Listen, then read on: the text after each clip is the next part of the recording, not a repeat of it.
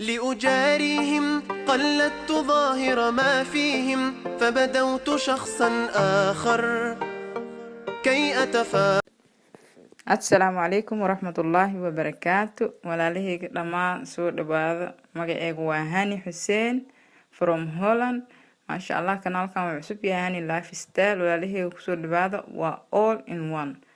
kanaalkan wax walba idinka u baahan tihiin dalabaadkiin waa idinku caawina biidnillaahi kariim insha allah.